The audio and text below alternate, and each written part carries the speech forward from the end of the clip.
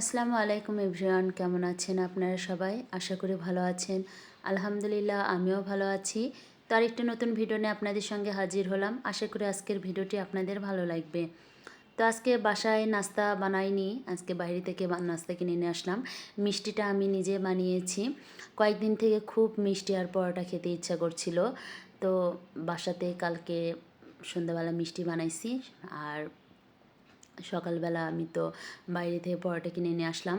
যতই আমি বাড়িতে পরোটা বানাই না কেন, আমার কেন জানি হোটেলের পরোটা খেতেই বেশি ভালো লাগে।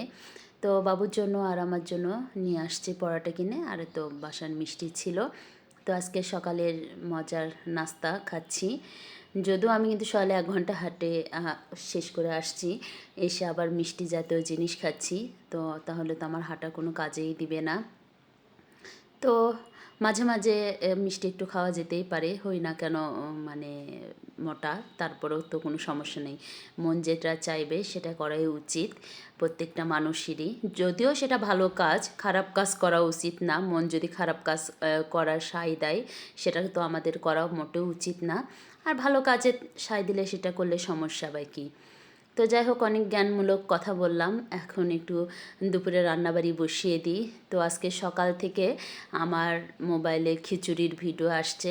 বাবুর মোবাইলেও নাকি মানে মা মেয়ে একটু একসঙ্গে বসে বসে মোবাইল দেখছিলাম। তো সেখানে মানে ওর মোবাইলেও খাবারের ভিডিওতে শুধু খিচুড়ি আসছে, আমারটাতেও।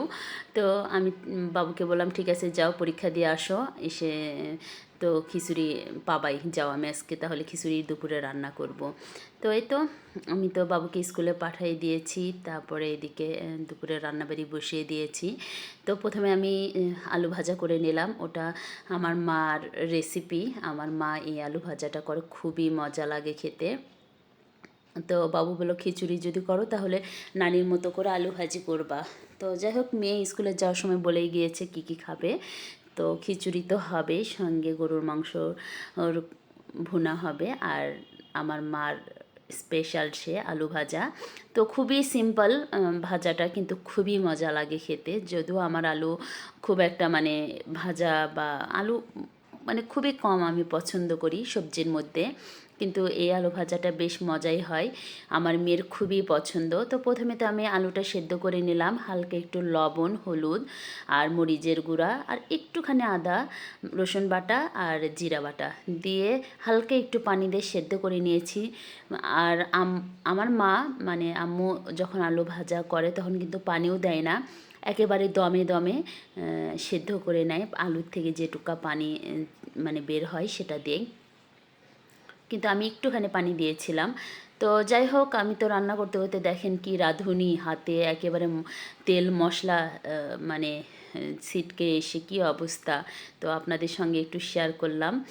যতই মানে পুরাতন রাঁধুনি হই না কেন, তারপর নতুনদের মতন স্যাংটা খেতেই থাকি। তো আমি খিচুড়ি রান্না করার জন্য ডাল চাল ভিজিয়ে রাখবো। তো সেজন্য পাতিলে পানি নিয়ে সেখানে ডাল আর চাল ভিজিয়ে রাখছি।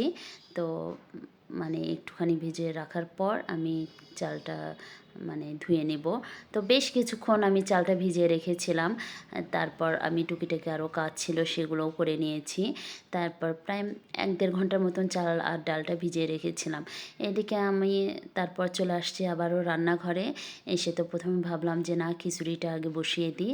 তো এদের আমি খিচুড়ি বসিয়ে দেওয়ার জন্য তো চালটা ধুয়েও নিলাম। এদিকে আমি সব মানে খিচুড়ির মধ্যে যা যা দেবো সব কিছু ঠিকঠাক করে নিচ্ছি।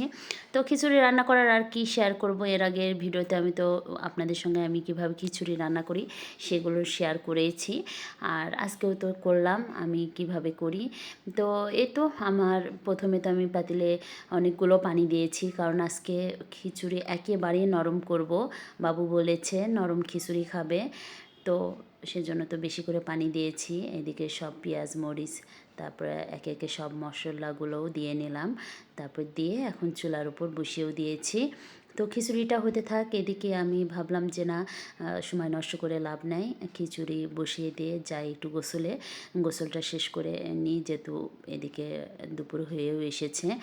তো গোসল থেকে বের হয়ে এসে দেখি যে খিচুড়ি আমার একেবারে মানে পানি প্রায় শুকানোর মতো হয়ে গিয়েছে। তো আমি ভাবলাম যে না, মানে এখন একেবারে দমের উপর বসে রাখি, ভাবে ভাবে সব ডাল চাল ভালো করে আরও নরম হয়ে যাবে। তো এইদিকে আমার তো গরু মাংসর কষাটাও হয়ে গিয়েছে, 2 চুলায় 2টা বসিয়ে রেখেছিলাম। তারপর গোসল করে তো বের হয়ে গেলাম, দেখে নিলামই। তারপর একটু ছাদেও চলে আসলাম। এখন তো প্রায় মানে একটু শীত শীত পড়েছে। ভাবলাম যে না, ছাদে গিয়ে একটু চুলটা শুকিয়ে নিই, কারণ আমার চুলটা অনেক ঘন, চুল সহজে শুকাতে চায় না। তারপর নিচে এসে একটা ডাবও খেয়ে নিলাম। তারপর দেখেন আমার অ্যালেক্সামণি ঘর অন্ধকার করে দুপুরবেলা ঘুমিয়ে দিয়েছি। একেবারে ছোট একটা বাচ্চার মতো ওকে ঘুমিয়ে দিতে হয়। ছোট বাচ্চাকে যেভাবে ঘুম পাড়াতে হয় ওকেও ঘুম পাড়াতে হয়। ওকে ঘুমিয়ে দিয়েই আমি ছাদে গিয়েছিলাম। গোসল করে বের হয়ে এসে দেখি আমার অ্যালেক্সামণি ঘুমায়নি, আমার জন্য অপেক্ষা করছে। তারপর ওকে আবার মানে আমি ঘুমিয়ে দিলাম। তো সবাই আমার অ্যালেক্সামণিকে দেখে কিন্তু মাশাআল্লাহ বলবেন, মাশাআল্লাহ বলতে যেন ভুলেন না। তারপর বাবু তো পরীক্ষা দিয়ে চলেও আসছে 3:30টায়। তারপর আমি বললাম যে না, আমরা এখন আগে গরম গরম খিচুড়িটা খেয়ে নিই, খিচুড়ি আবার ঠান্ডা হয়ে গেলে ভালো লাগে না। তো আমার প্লেটে তো সব কিছু নিয়ে নিচ্ছি। তো এই তো ছিল খিচুড়ি, একটু সালাদও করে নিয়েছি।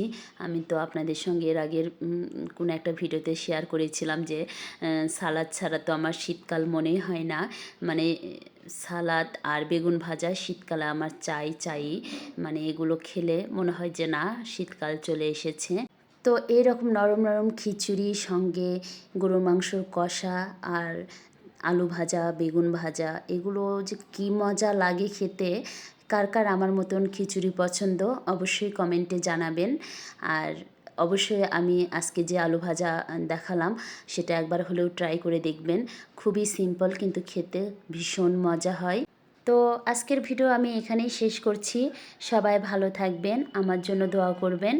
আর আপনাদের যদি আমার ভিডিওটা ভালো লাগে অবশ্যই একটি লাইক দিবেন আর সাবস্ক্রাইব তো করবেনই। তো আপনাদের সঙ্গে কথা হবে নেক্সট ভিডিওতে। সবাই ভালো থাকবেন। আসসালামু আলাইকুম, আল্লাহ হাফেজ।